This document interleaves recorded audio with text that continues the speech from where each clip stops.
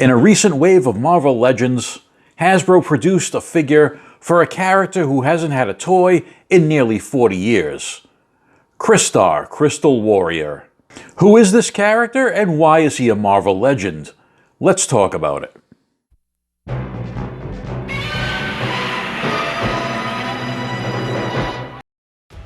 Hello and welcome back. In late 1982, Remco released a toy line called the Saga of Crystar, Crystal Warrior. In spring of 1983, Marvel released the first issue of the Saga of Crystar in comic book form. Many assumed by the timing of the releases that the comic book was an adaptation of the toy line, and that was a pretty safe assumption. At that time, Marvel was well known for its comic book adaptations of action figure lines, starting in the 70s with Micronauts, Rom, and Shogun Warriors, into the 80s with Transformers and G.I. Joe, along with a dozen other different action figure lines that were adapted into comics as part of their all-ages Star Comics imprint. Remco was known for its many toys based on comic book characters, like the motorized superheroes and Batman utility belt of the 1970s, and in the 80s their adaptations of Sergeant Rock and the Lost World of the Warlord from DC Comics, and the Mighty Crusaders based on the superheroes from Archie Comics. But the actual truth is the opposite of that assumption. Marvel Comics actually came up with the concept of Crystar in the hopes of launching a successful toy line from it. Crystar's first appearance in Marvel Comics was actually in Marvel Age #1, an in-house fanzine that Marvel started publishing in April of 1983. Crystar was the cover story of the very first issue, in a cover image drawn by Walt Simonson. That first issue of Marvel Age featured a 3-page preview of Crystar, with an explanation of the characters and the world they inhabit. The concept of Crystar was developed by writers Mark Grunwald and Ralph Macchio, and artist John Romita Jr., with guidance from then Marvel Editor-in-Chief Jim Shooter. Marvel pulled out all the stops with the first issue of Crystar's ongoing series, making it an 80-page giant and printing it on Baxter stock, which at that time was a premium paper for printing comics, thicker and whiter than the usual newsprint. Although starting with issue #2, Crystar did revert to the usual newsprint format.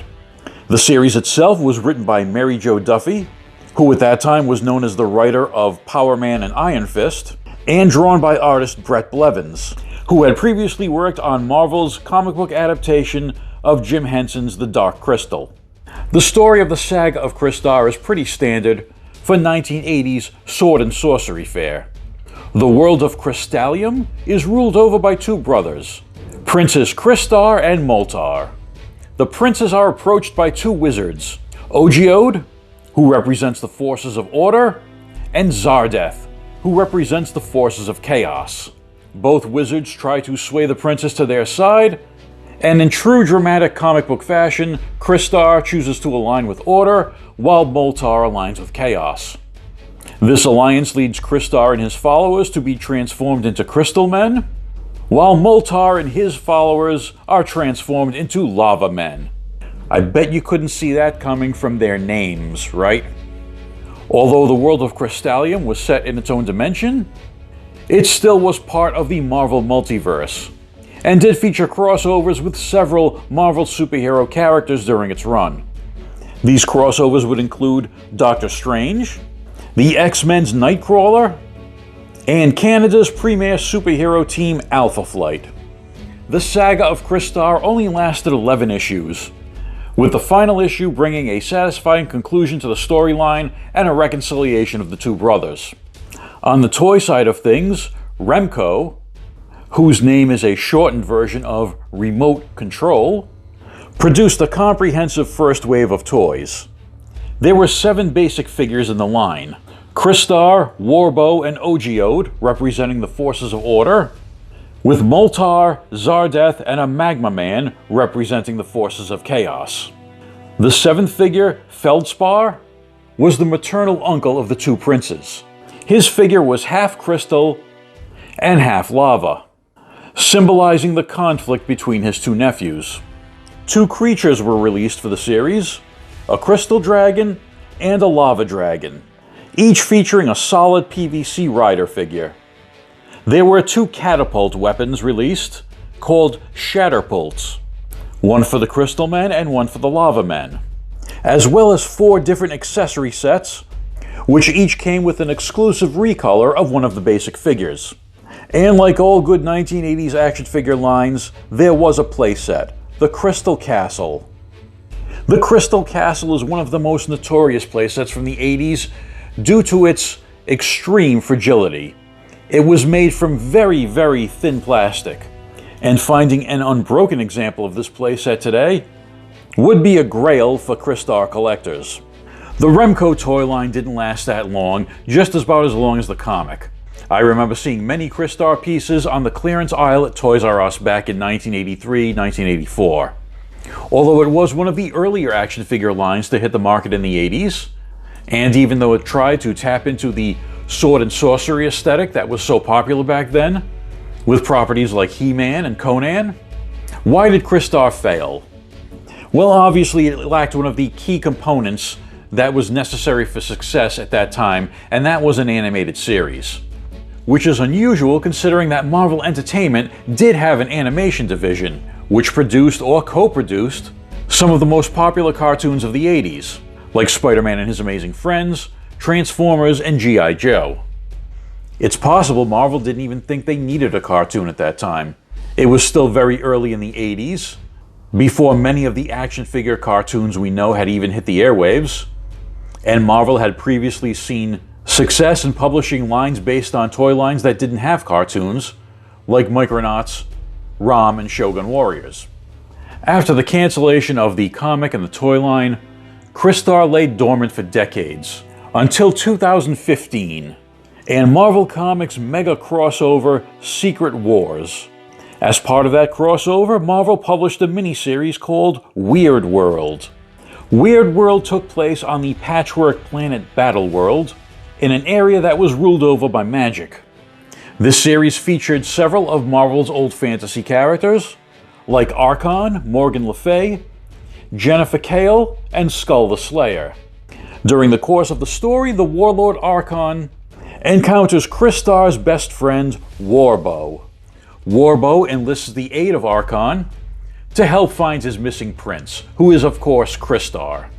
When Warbow finally finds Crystar, it turns out that he's merely a bag of shattered pieces of crystal that he refers to as his prince.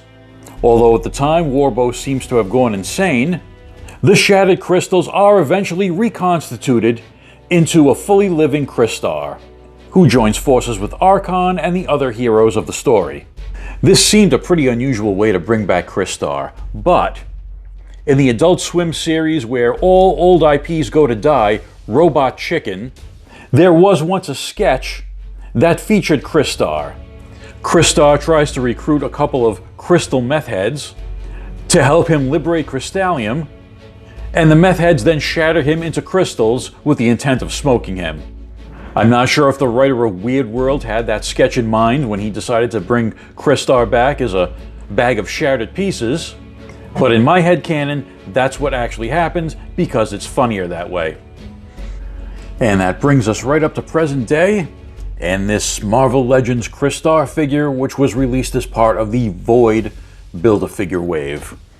And I doubt there are any reused parts on this figure, so that's kind of impressive that they'd create an entirely new sculpt for such an obscure character. The original Remco Crystar figures, I believe, were around 1/18 scale, 3 3/4 inch or 4 inches tall, so there's no way you're going to be able to use vintage Remco parts or pieces with this figure, so this is going to be a standalone for now, unless they make more characters. He is a good representation of the original Remco toy, which was also done in translucent blue, with splashes of red for the boots, gloves, trunks, and helmet. The original figure did have the sword and the shield, so he's got both of those. It also came with a removable helmet. Now this helmet is not removable. It's part of the head sculpt, which is probably for the best because the original figure with the helmet on looked like his head was a little too big. because to get helmets to work properly with action figures, you usually have to sculpt them a little bit big to fit over the head. So it probably looks better with the helmet incorporated into the sculpt. The shield is a harder ABS plastic, but the sword is a softer PVC. So this is bendable, but it was not warped coming out of the package. He's got a nice straight looking blade. He's got all the usual Marvel Legends articulation. He does have ab crunch. He does have a waist swivel. Does not have butterfly joints, but he does have double jointed elbows and knees, which are both pinless. The sculpt is really nice on this figure. All the features are nice and sharp, especially that symbol on his chest and on the belt, and all the angular points on his musculature. Whoever did this sculpt did a really nice job with it.